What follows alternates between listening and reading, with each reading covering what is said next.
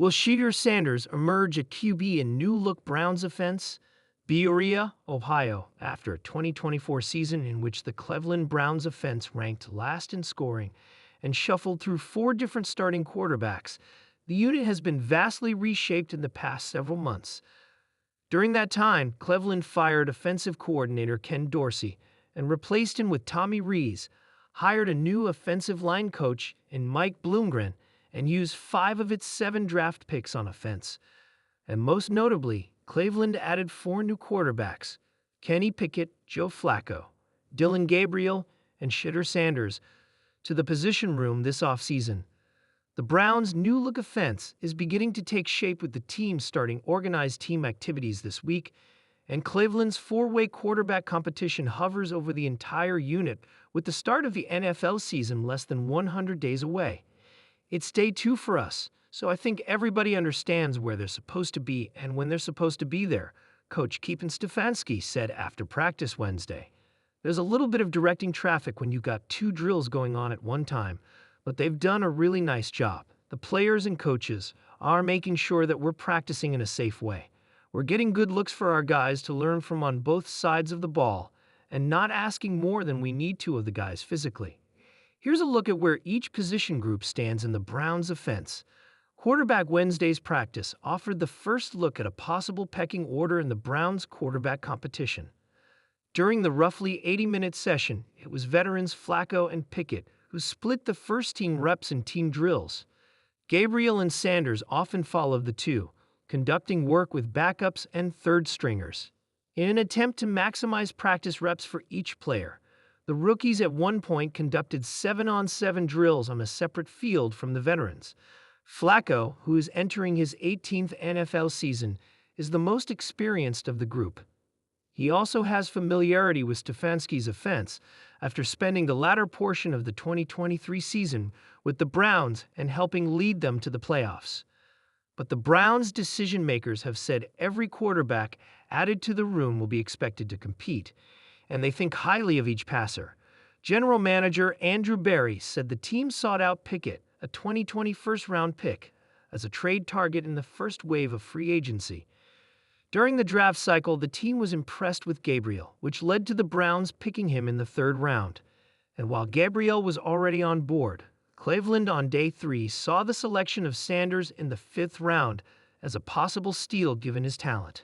After Wednesday's practice, Stefanski again downplayed the significance of the practice rep order and said it would continue to change over the course of the off-season workout program.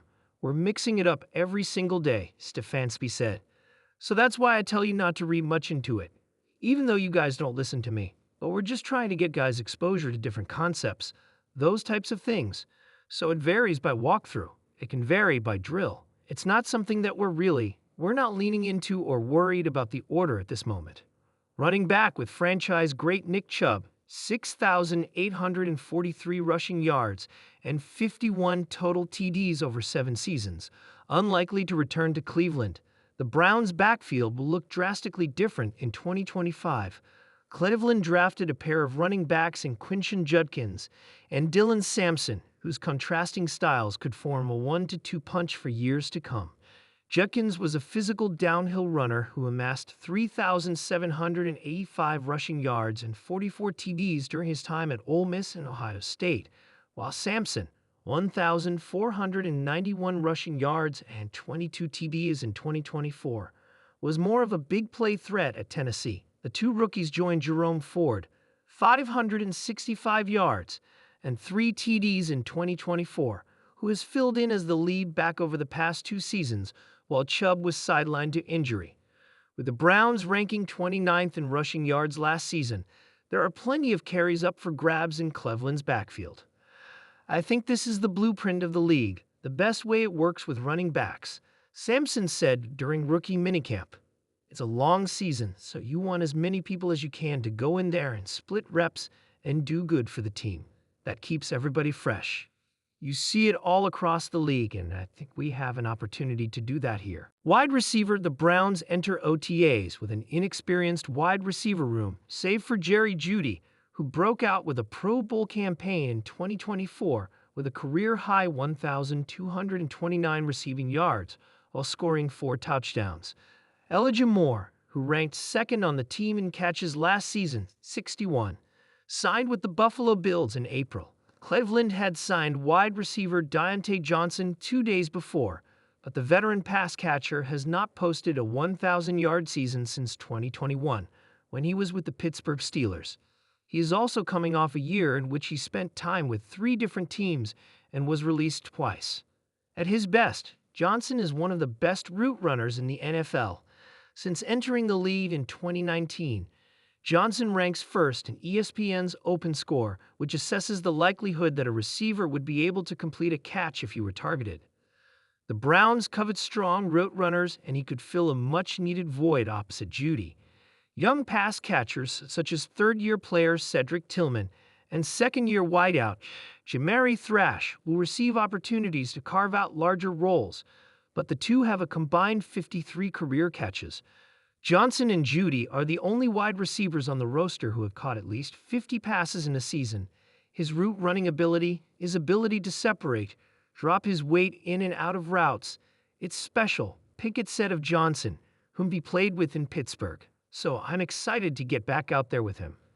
Tight end entering his 9th season in Cleveland, David Njoku is looking to bounce back after injuries limited him to 11 games a year after his lone Pro Bowl campaign in 2023. The Browns could look to run more 2 tight end sets in 2025 and have the personnel to do so after drafting former Bowling Green standout Harold Fannin Jr. in the 3rd round after leading all FBS pass catchers in receptions, 117, and receiving yards, 1,555 in 2024. Barry called Fannin the Mid-American Conference Offensive Player of the Year, the queen on the chessboard, because of his ability to line up at multiple positions on the field. He's a really good ball-in-hand player, can separate as a pass catcher despite being a little bit undersized, Barry said. He's really a good movement style blocker, and he fits perfectly in terms of what Kevin and Tommy want to do philosophically on the offense. The ever-evolving landscape of the NFL, the Cleveland Browns quarterback situation has become a focal point of intrigue and speculation. Central to this narrative is Shedeur Sanders, a 5th-round pick in the 2025 NFL Draft, whose journey from collegiate stardom to professional uncertainty encapsulates the challenges faced by many aspiring quarterbacks. A surprising draft slides Shedeur Sanders, the son of NFL legend Deion Sanders, entered the 2025 NFL Draft with considerable hype. His tenure at Colorado showcased his poise, accuracy, and leadership, leading many analysts to project him as a potential first-round selection. However, the draft unfolded unpredictably, with Sanders slipping to the 144th overall pick in the 5th round, selected by the Cleveland Browns. This unexpected descent raised eyebrows across the league. While some speculated about concerns regarding his transition to the NFL, others pointed to the depth of quarterback talent in the draft class. Regardless, Sanders' fall set the stage for a challenging entry into the professional ranks. Navigating a crowded quarterback room upon joining the Browns, Sanders found himself amidst a congested quarterback roster. The team had also drafted Dillon Gabriel in the 3rd round and acquired veterans Joe Flacco and Kenny Pickett. With Deshaun Watson sidelined for the 2025 season due to injury, the competition for the starting role intensified. Early reports from organized team activities, OTAs, indicated that Sanders showcased his skills effectively, completing 7 of 9 passes with 3 touchdowns during 7-on-7 drills. However, it's essential to contextualize these performances as they occurred without full defensive pressure, and Sanders did not participate in the more rigorous 11-on-11 sessions.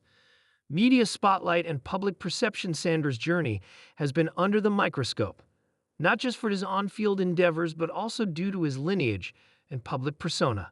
A recent rumor alleging he purchased a $500,000 Rolls-Royce with his signing bonus garnered significant attention, prompting his father, Deion Sanders, to publicly refute the claim. Despite these distractions, Sanders has maintained a focus on integrating into the team and proving his worth. His popularity, evidenced by strong jersey sales, underscores the public's interest in his progression, but it also adds pressure to perform.